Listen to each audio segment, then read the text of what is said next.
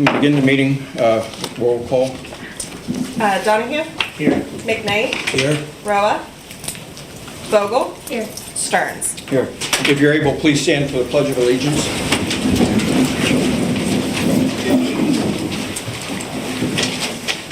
I pledge Allegiance to the flag of the United States of America and to the republic for which it stands, one nation, under God, indivisible, with liberty and justice for all.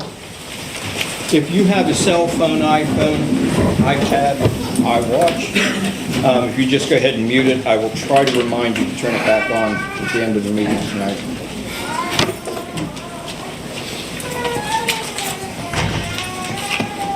Katie, would you want to go ahead and give the notice of the town hall meeting, please? Your Honor, the town hall was advertised in the Meadville Tribune on Wednesday, May 26, 2021. Thank you, Katie. Good. All right. Thanks for everyone for coming. If anyone that doesn't know me, I'm Interim City Manager Gary Johnson. I will be leading the effort, such as it is. So, in general, what we're looking for today is I'll do a brief presentation of dispatch. And once that's completed, then we'll open up, of course, to public questions and comments. In general, council's here to listen to public question and comment. Staff, myself, Assistant Chief Mike Stefanucci, and Chief Mike Totten are here to answer questions as best we can.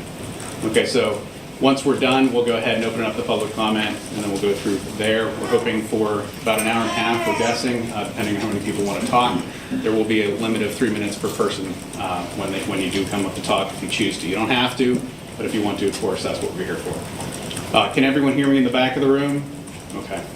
Okay, so with that, I'll go ahead and get started. Just a little background on what a police dispatcher does and how the dispatch operations work. There are 3 full-time dispatchers and 1 part-time. They answer emergency calls, of course, and dispatch police officers as necessary. They also answer non-emergency calls, and in this they ferret out calls that maybe aren't really a police issue.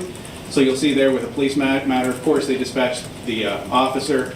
And if it's not, then they connect them with appropriate resources. So, for example, someone may be calling about a dog or something, and they will refer them to the dog warden. If it's a civil issue, they'll say, well, it's really not a police issue. You're going to have to talk to a lawyer, landlord, tenant, and the list goes on and on. And the dispatchers are often able to then ferret those out and determine an officer really isn't needed for that. So they will refer the caller then to appropriate resources and get their situation rectified. Here they also dispatch auxiliary police. They do handle that on behalf of the police department. Officers responding to an incident don't have the time or the resources to be able to do that. So dispatch will handle that on behalf of the responding officers. And of course they also take walk-in visits at the dispatch window, and of course it's on the ground floor of the city building. They're there 24/7. And they provide the information or get officers if necessary to the people as they come in.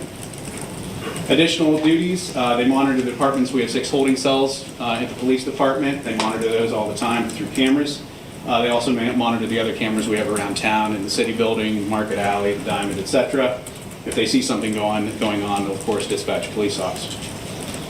They monitor and enter data into the record systems as the calls come in, as the officers send information, and they enter that information, of course, also into the systems that we have. They take the after-hour emergency calls for the water authority while they're gone, and then various other administrative duties to take up the rest of their time that they have here.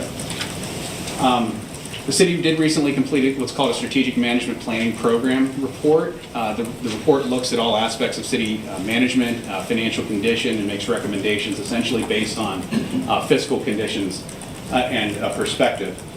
Their report did recommend that the city consider eliminating dispatch and the holding cells, mainly for 2 reasons. One of them is the cost of police operations could, of course, there could be savings there if we eliminated those 2 functions. And they also have concerns about conducting searches of female prisoners, and also liability concerns regarding monitoring the holding cells. Both of these issues here are really liability concerns from the consultant that we have. It often can raise liability concerns when they're in the custody of the police department. The recommendation regarding holding cells, eliminating the holding cells, they basically said, well, the county jail can do that for you for no charge, so let's go ahead and just do that. But In reality, the Crawford County Jail no longer no longer takes in public drunks that are not violent. So that means that the police will have to either keep them in our holding cells as we do now, or as the police do now, or they catch and release and they let them go, which is not really a very good thing to do from a public safety standpoint. So that's where we are with that regarding the jail policy. Just one note on that, and I'll get to it a little bit later, Dan, but mainly the main, and the chiefs can correct me if I'm wrong, but the main concerns when we arrest people after hours, or pretty much any time, I guess, are mainly public drunk issues, disorderly conducts, where we have to bring people in and monitor them until they can sober up, essentially, is what that holding cells are used for at night. Is that correct? Yes. Correct. So looking at the dispatch, what is Crawford County 911? When you call 911, what did they do? And this is a very basic understanding of what they do, that they have several more duties, but from our standpoint, from a dispatch perspective, they of course answer the calls on the 911 line, and they dispatch officers to the scene wherever they are in the county. So if they answer calls on a non-emergency line for calling for city police, they dispatch the police no matter what the purpose is. If someone's calling for a police officer, they'll dispatch a police officer. They won't necessarily look into what are they calling for, what's the reason, to try to ferret out some of those issues that the dispatchers we have, the city dispatchers that we have, will do. They monitor, of course, make entries into the reporting system. Now, the County 911 does have additional staffing, more staffing than the city police has. They often have them for fire, EMS, and police. We only ever have one on duty at one time unless there's a major emergency where we may bring in additional staff. They also have additional technology, so if you're calling on a cell phone, they can triangulate your position. The city does not have the capability to do that.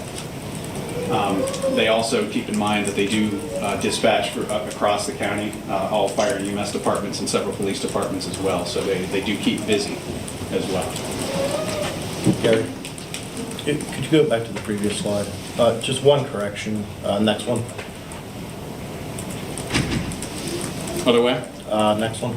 It's the section. Okay, about yeah, so entering. the monitoring and enter data in the record system for each call, they do have their own CAD system, but it does not go into our record management system. So the county 911 office has their own system, but it doesn't go automatically into the city Right, system. they do send like a fact, I'll call it a fact sheet, but it's, we can get information from there that we then have to do data entry into our system.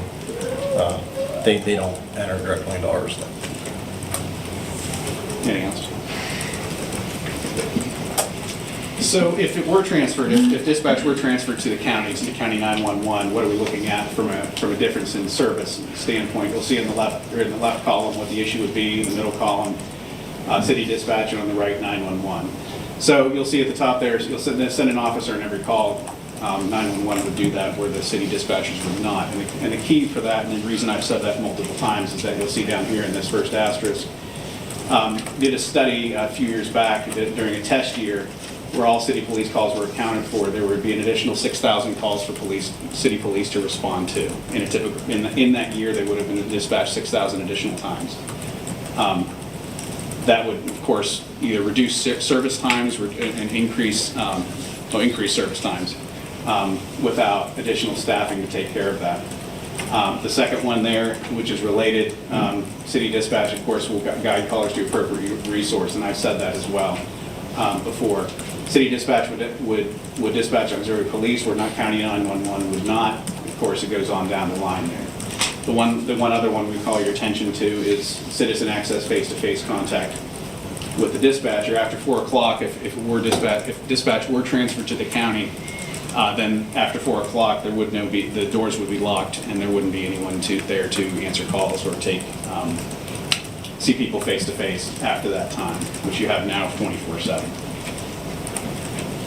One other issue that comes up if they were to transfer to county dispatch is that they would not dispatch the auxiliary police, who of course they're a critical component of how we handle traffic control in the city.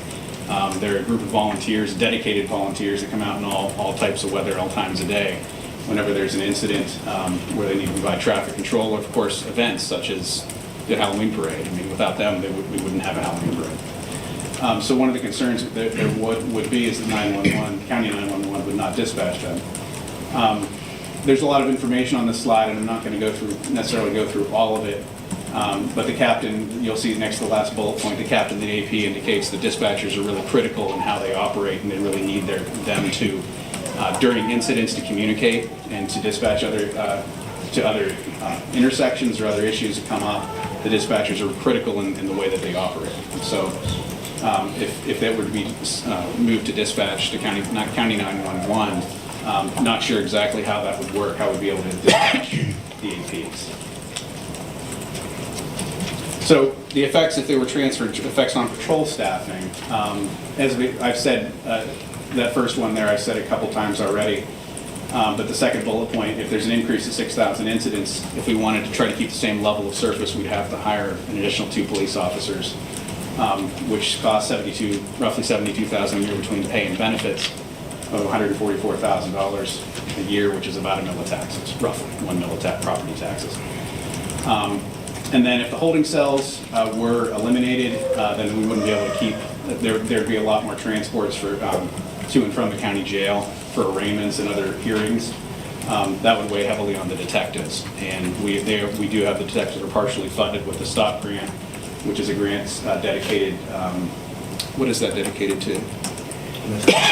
Domestic violence. Domestic violence. So if they don't have enough time to keep working on those types of issues, then it could put some of those grant funds in jeopardy, because they'd be spending time transporting prisoners inmates, suspects back and forth to the police, or to the county jail in Sagertown. The strategic management program did, while it recommended looking at this and considering the transfer, they also had some concerns with the transfer of it. They did point out, of course, as I just indicated, with the district judge's office here, having arrestees on site eliminates a lot of transport issues to the county jail. It also, as dispatchers, it also provides officers who are on light duty, who can't be in the field, allows them to come back to work instead of sitting home on like a workers' comp claim or another injury. It allows them to continue work on the dispatch desk while they're on light duty instead of being entirely out. While the third bullet point here was cited as a liability in the report regarding searches, it also, though, provides a benefit. The dispatchers, who all of whom are female right now, can perform those searches on female arrestees, while the all-male police department could not. And then, of course, the last bullet point is kind of a meat-eating factor. If we were to transfer to 911, we would probably look at having some kind of staffing during the day, maybe from 8 to 4, to help with some of those administrative duties and to take maybe traffic ticket payments and those types of things right at the window, maybe from 8 to 4, which would reduce some of the savings that you would otherwise realize with a transfer. So here, this kind of gets down to it, what the savings would be. The current budget for labor in the dispatch is $157,527, assuming that we will have realized some pension-related savings probably in the next several years of about $35,000, which takes the annual cost down to about $157,000. On the right, if it went to 911, we would figure that we would have about $50,000 in that person that would be there 8 to 4 during the day to take payments and other administrative tasks. We would need to increase, we would have extra overtime if we didn't have the holding cells. If an officer arrested a public drunk in the middle of the night and they had to hold them, and we didn't have the holding cells, then we didn't have the dispatchers, then that officer would either have to sit in the police station and watch that person, because you can't leave them alone unsupervised, or call in someone else to watch them while they go back on duty. So if you take an average of 277 times per year that we use those holding cells for those purposes, times 6 hours, if you take the police officer's typical wages, you have 1,662 overtime hours that would be needed to monitor those prisoners without the dispatchers to watch them on the cameras. Between that and a couple of additional laptops that cruisers would need in order to be able to access to run management, run plates, chain net, yeah, clean, that the dispatchers currently operate, you need some additional laptops. And so taking that all into account, the annual cost would be roughly $125,000, and then you'll see over here, so the potential savings would be about $32,500 if we were to go to County 911 and eliminate the dispatchers and the holding cells. So when it comes down to a cost perspective, if someone asks what the cost would be, this is our best guess at what the savings might be, about $32,000 a year. That's what we had. That was a quick rundown. There was a lot of information there. So at this point, we'd open it up to public comment. I just want to go a few housekeeping issues. You do have on your agendas before you the same rules. You'll need to come to the podium if you wanted to talk or ask a question. You can line up behind the current speaker. There's a step there. This is the podium right over here. There's a step here. Just line up behind that step so don't get too close to the speaker. Do you need to be a city resident or a taxpayer to speak? And that includes if you own property in the city, of course, because you pay property taxes. Each person may speak once and for a maximum of 3 minutes. Okay. Katie over here, Katie Wicker, who's taking the minutes, has a yellow sheet and a red sheet.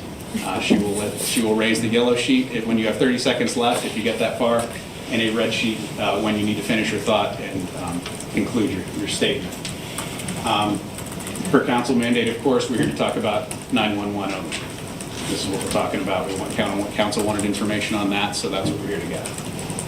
So with that, we will open it up then to public comment and questions.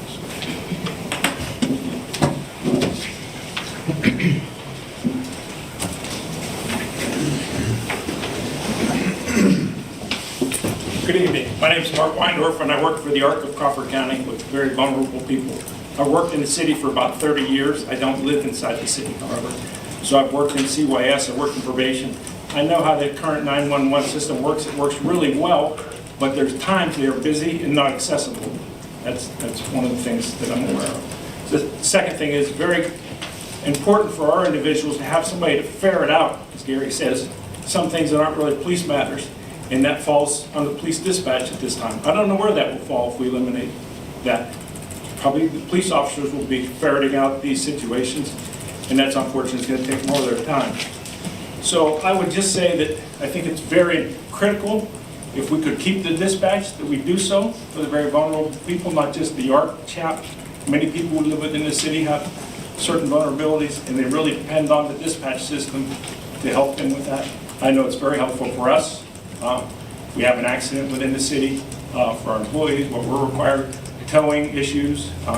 So there's many different things that we cross through our system at the ARC. This system really works. And by the way, we are a nonprofit. People say we don't pay taxes. We are probably the #1 donator to the city in the last 2 years for police operations. We really are blessed to have a great department, and we'd like to see the structure, if at all possible, stay exactly as it is. Thank you.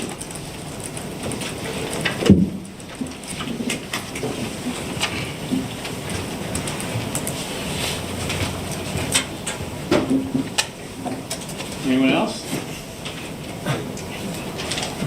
Neil? Did we sign in for public comment? Or Everyone's signed in, and if you wish to speak, you can speak. Okay.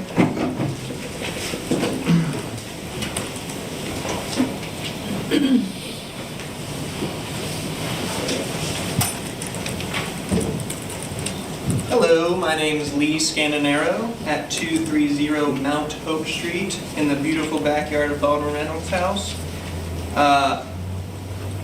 So taxpayers in the city of Meadville can no longer support the level of service provided to them by the Meadville Police Department. According to the recent Strategic Management Planning, or STAMP program report prepared in March 2021, the police are the city's largest personnel expenditure and experience the largest absolute growth.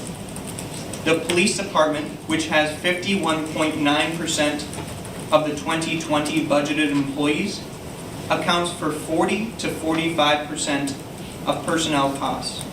The Meadville Police Department is the city's largest cost center. In 2020, the department accounted for about 34% of the city's total expenses. So my account of these figures is not an indictment of the police department or what it costs to run its operations. No doubt the police department is enforcing a lot of public safety with a pretty average departmental budget and staff, and it literally is average compared to other similar municipalities. Even more, I personally despise the idea of cutting public services. I'm always in favor of raising taxes instead, because I think public services are absolutely critical to our city. They also provide great union jobs. Unfortunately, city residents and property owners can no longer financially support the operating structure of the Meadville Police Department as it exists, which means projected city deficits that reach over $850,000 by 2024, and recently a proposed capital spending plan of an additional $4.5 million. That's borrowed money. We've already borrowed a ton of money, and this is more borrowed money that we're going to have to pay back in the next 20 years. I find it fiscally irresponsible to continue expecting the same level of investment, and indeed the same level of service from our police department. We can't cut them in any way and expect the same level of service. The STAMP program, therefore, provides a lot of recommendations worth considering. I prioritize the police department because that's what we're here to talk about tonight, but also because of its relative expense in comparison to other city services. Again, it's our largest cost center in the city. Given the recent exodus of 4 full-time sworn-in officers, it's prudent that the department evaluates the ability to consider funding all 4 of these positions, or whether now is an appropriate time to allow some of those positions to be lost. Of course, this would mean a reduction of services. In my further recommendations, again, coming from the STAMP report, I do propose that we eliminate the use of city holding cells and city dispatch, but not the city dispatchers. They can continue to be employed because the savings are not realized here. And just to conclude, these conversations are going to continue. This budget is out of hand, and it's no one's fault, but we all do have to deal with this problem. So peace and love. See you on the flip side. Thanks.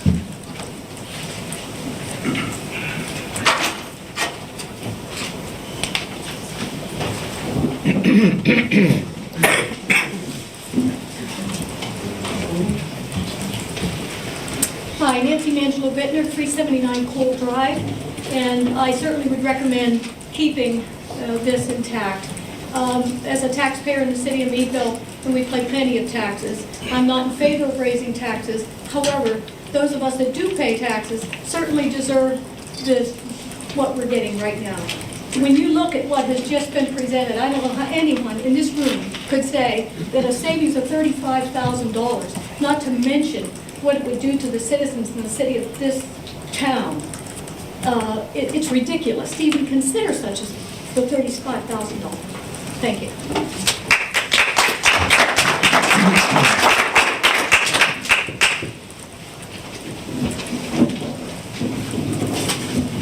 Hi, my name's Bonnie Guffey. I'm a 30-year employee of the police department, and my husband and I own property in Meadville, in the city. The dispatchers are the first face an individual who walks into the police department sees. The dispatcher is able to calm that individual, help field the calls. Sometimes a dispatcher can take care of the situation without calling an officer in. It is imperative that we keep dispatch. As a taxpayer, I just think it's the most asinine thing to consider getting rid of dispatch. And we need to maintain and hire new police officers to replace the ones we've lost.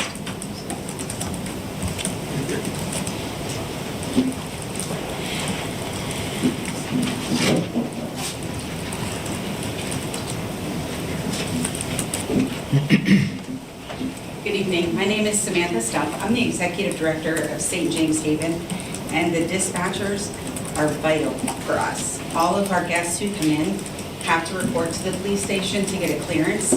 We do this on purpose so that we know that our guests are not out there with a current warrant out for their arrest and that they are not on Megan's Law. Without a dispatcher, we wouldn't be able to have that service for our guests, therefore putting other guests and our managers and our volunteers in possible danger. And I agree. I think it's an asinine thing to remove the dispatchers. They have been wonderful to us. The police come every time we call. They are amazing. And you know what? Statistically, that's great. They should be the highest thing on the budget.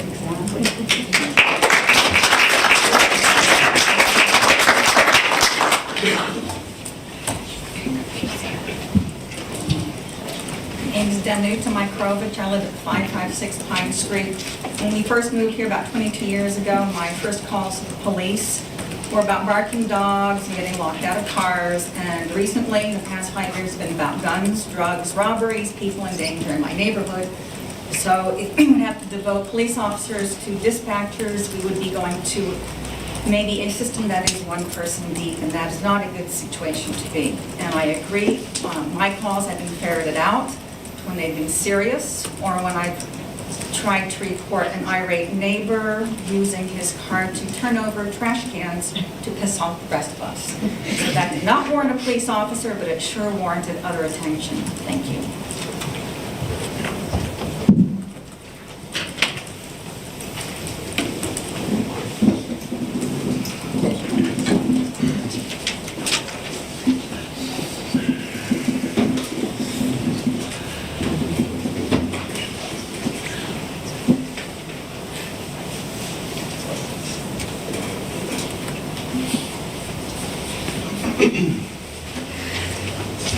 Good evening. My name is Neil Falco. I'm the current FOP president for the union. I understand, this has been ongoing for several years. It seems to come up every time, we need to save money in the city. Who are we going to cut? It's always the police department. It's always dispatch. We've talked about what the savings are going to be, $30-some thousand. Is that really, worth getting rid of the fine dispatchers that we have? And no one's brought up the fact that, these people are going to lose their jobs. They've been with the police department for several years. Are we just going to cut their jobs and let them go? That needs to be taken into consideration as well. Is what, Lee brought up the fact that we're going to be losing 4 officers. That has nothing to do with dispatch, okay? We need to keep the officers here in the city. We do what we can for you guys. We're there when you guys call us, and we want that, that type of thing to continue. So I ask that, you guys support dispatch and support to keep within the city and not to transfer over to 911. I know all of you aren't here to speak, but I'd like to see a show of hands.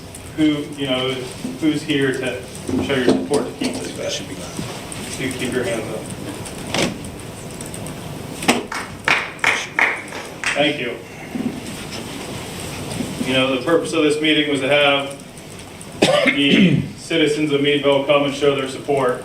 And as you see, the raise of hands, I think it's overwhelming that they want to see dispatch kept here in the city of Meadville and kept within the city and not transferred over to County 911. Other than that, that's all I have. So thank you all for being here.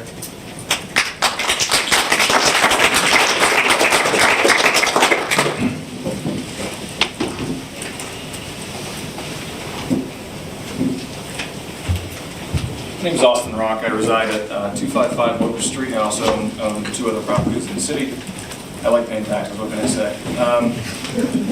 So I have kind of 2 questions for this entire idea. One is just for my own understanding. When it comes to the size of the police force, are we average with or without those 4 officers that have recently left? We're barely with the 4. Okay, with the 4. So in reality, we're down 4 officers now. Is that correct? Okay. So my second question is, why are we starting this? We have this entire report. Why are we starting with getting rid of dispatch if this has come up again and again and again? I guess I don't understand why that is the case too. So that's a question I have for the council perhaps. As far as the dispatch is concerned, everything that you're seeing here, it is obvious they do a tremendous service to the community. And I understand that we do have a budgetary problem. I don't quite understand the insanity of keeping 3 employees if we're looking to save money and eliminate what they do. That makes no sense to me. I don't believe it makes any sense to any other taxpayer in the city. If we are going to keep them around, why not keep them doing what everybody in this room obviously loves, which is having them at dispatch, being used for what they are already trained to do. Thank you very much.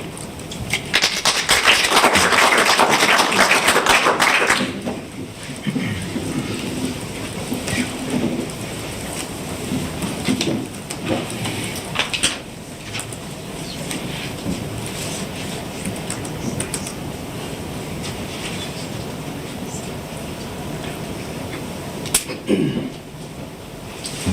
everyone.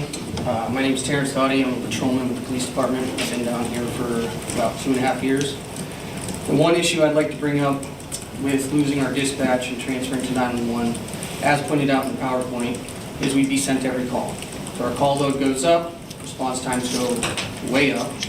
And not only that, it puts the citizens and ourselves as officers in more danger, because fewer officers are going to be responding to critical incidents because they're going to be tied up on incidents that don't need the police.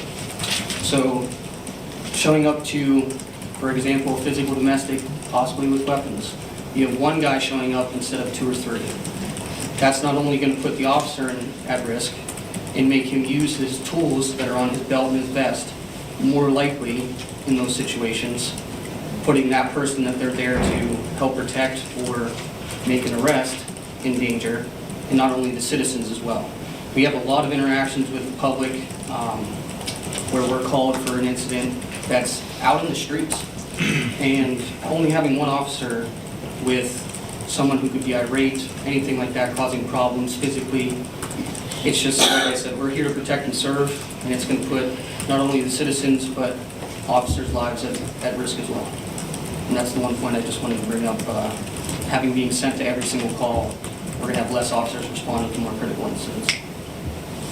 Thank you.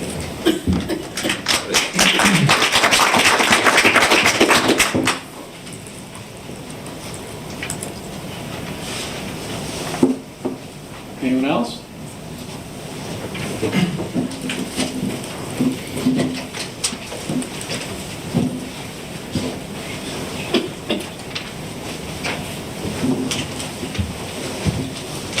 I just want to thank the City Council for having this town hall. I think it's great to hear from a variety of members of the community. I listened to this presentation. Excuse me, 1 second, I'm sorry. Did you give your name? Oh, Andrew Herbstreet. I apologize. 462 Harts Avenue. Andrew Herbstreet, 462 Harts Avenue.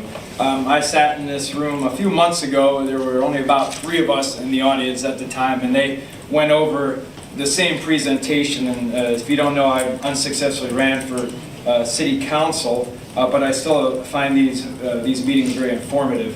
And I think this, in my mind, it's always this debate over the quality of public safety versus cost savings. And I understand the difficult situation that the city will continue to be in, and not at the fault of the city as well. And I just wanted to comment mostly. I had no intention, I wanted to do a listening, but I want to really thank the local nonprofits for speaking today, because I know you provide valuable services to a part of our population that is dealing with unique issues, and having your input from me was very valuable, and that's why I think for $32,000 cost savings, I recommend keeping our local 911 dispatch. Thank you.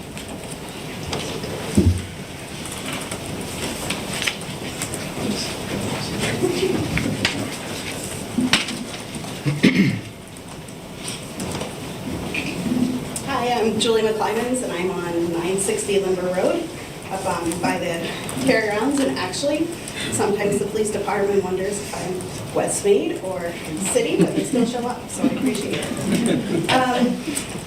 I'm really just going to speak on the fact that, in this day and age right now, we're really starting to talk about engagement, police engagement, conversation, and community engagement. And one of our police officers actually came to the shop. I am a business owner in town, and kind of discussed what was going on. And it occurred to me that we, as business owners downtown, have been trying to work on engagement with the police officers. A concern of mine would be that they may not be necessarily as available to the community.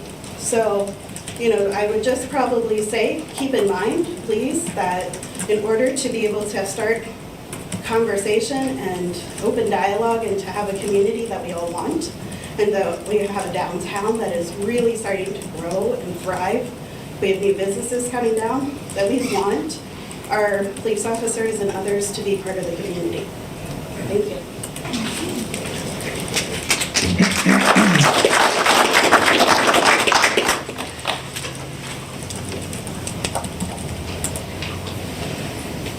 Anyone else?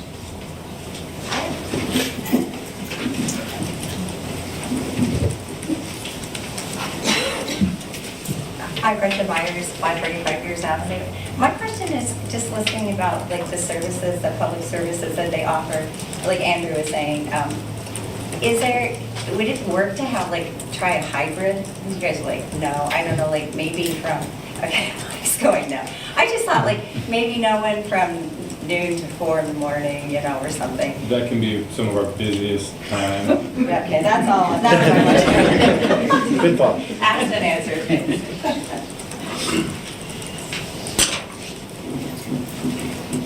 Anyone else?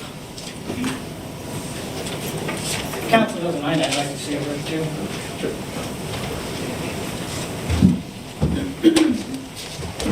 My name is Raymond Check. While I don't live within the city, I do work at Walmart. Walmart's not in this. I'm sorry, we're going to have to ask you not to speak. If you're not a I do resident, have a vested interest in the community as well. if you're not a city resident, you don't pay taxes in the city, we're here to hear what the city taxpayers have to So I say. just had some questions that I feel everyone else would like to hear as well. Sorry, I'm sorry, that's the rule. You have to go by city taxpayer resident. Thank you. Sorry about that. No problem. If you do have questions, you're welcome to contact the staff during your business hours. Oh, I will. Okay, thank you so much, appreciate it.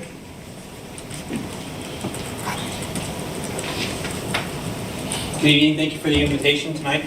Eric Henry, I own the ambulance service in town for almost 20 years, and I do pay tax, I have LST tax, so I caught you all to get that in my paycheck as appropriate. So I would just like to say, first and foremost, the 911 Center, that is my oversight, Crawford County 911 Center, and also Commissioner Wiederspan's here too to talk about that. But the 911 Center is a great center, does a great job, but what these guys are saying is different for your community.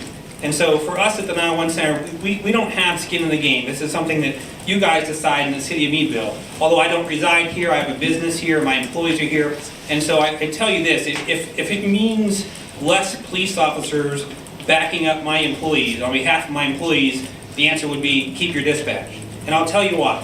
I've been a paramedic for 25 years, and I have employees who run countless hours through the night, day, night, 2, 3, 4 o'clock in the morning, which just so you're aware, the things that we need the police for, they happen after midnight, and that's what happens to our ambulance service. And I actually lose sleep for the crews that I have on the streets and what they do, and I can tell you that these guys, in fact, some of these guys in this room have had my back while I'm on a call for an overdose, a domestic, actually with their guns drawn before protecting my crew and myself. So regardless of the fact of whether or not it's good for you or for the 911 Center, the dispatch center, it's good for my business and the ambulance service. And so on behalf of my crews and my employees, if it makes sense for you to keep more crews and more police backing our crews up, then that's what I would like to see. So thank you.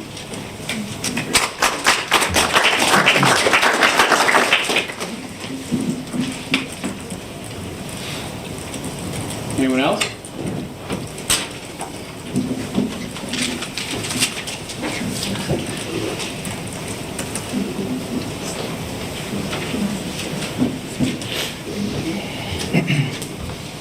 Hi, my name is Glenn Peterson. I'm a city resident. I'm a retired police officer from the city of Meadville. When I started, we didn't have dispatchers. We did have an officer on the desk. And when we hired dispatchers, that was to put those officers out on the street. So when you have somebody you arrest for a public drunk or a DUI, they would be brought in and kept in our holding cell until they sobered. So we would always have to monitor those people, and we do and did that. So to eliminate your dispatchers, you're just doing the reversal. Now you're going to take maybe the officer's discretion that he sees somebody that's intoxicated and maybe not arrest them then. So there's your liability not taking care of that intoxicated person where he might go home, get into a domestic, or maybe cause a disturbance or get into trouble with somebody else. So to eliminate your dispatcher, you're actually doing a reversal. You're taking less officers off the street. And your dispatcher actually is part of your law enforcement. So in the city of Meadville, we had a better response time. Usually our response time is 3 minutes or less. Where if you do a county dispatch, I know sometimes you may be, like even with the state police, I've seen there where they couldn't respond for 20 minutes or more. So you have to consider that you still have a large amount of drinking establishments in the city of Meadville. We do have a drug problem, so we need that officer out on the street, and if he has to arrest somebody, then he should be able to stay in the city of Meadville, contain that person here, transporting them out to the jail, maybe cost saving for some people, but if the jail's not going to take somebody that they say is not violent and not incarcerate them, then you know your reliability can still rest back on that officer, because once he does make that arrest, even though the person may be docile at this time, you just can't turn them loose without first him becoming a chance to be sober and not causing any further problems. So I would like to see the police dispatch be left, because it does part of the law enforcement. They're part of the team of that crew that's working at that time. So you're not eliminating just a dispatcher, you're actually eliminating a law enforcement person. Thank you.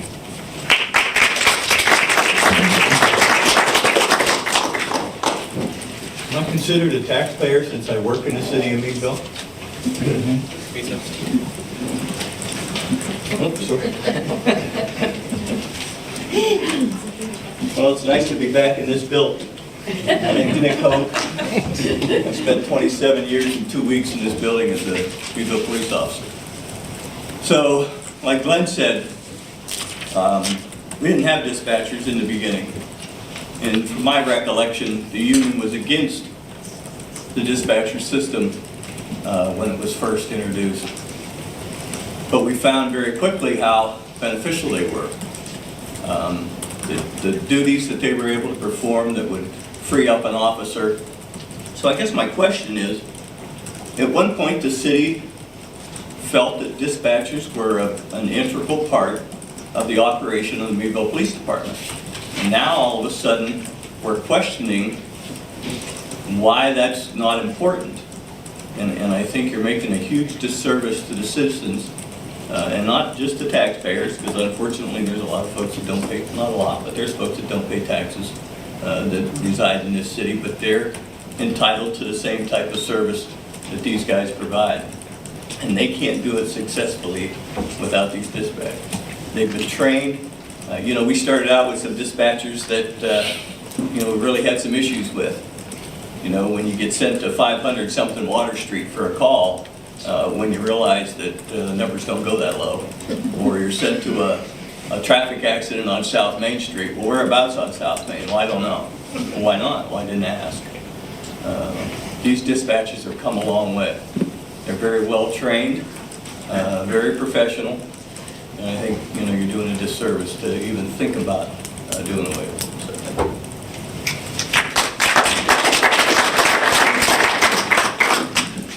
anyone else? Anyone in the back?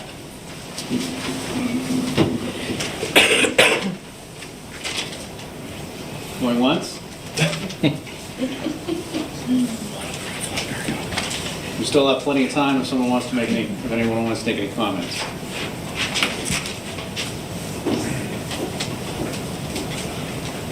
Okay, well, I guess that's it.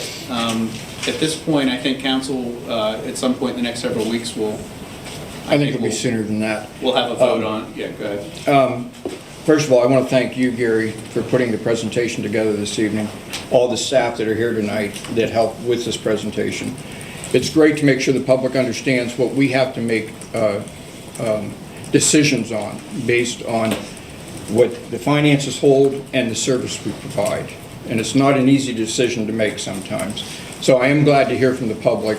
And in all fairness, anybody that knows me in this room knows I'm a fair individual, try to be. They were asked how many was in support of the 911 for keeping in the city of Meadville. I'm going to ask how many are not in support of keeping it, to be fair. Just raise your hand. Okay. With that, again, I want to thank the staff for being here. Council, any comments? Dane Lang called me. Yes, I forgot to say that. And wanted to show his support for the keeping the dispatch. I want to make sure you all heard that. Austin, is that your name? You asked why this always comes up, and I can tell you why. It's because of the stamp report, and everyone we've ever had has this as one of the recommendations. And the other thing is on when you pay your cell phone bill, every month you pay $1.50 per line for dispatch. That's why. Not dispatch for 911 services. And that's why, because it's paid. You're basically paying twice, is what you're saying.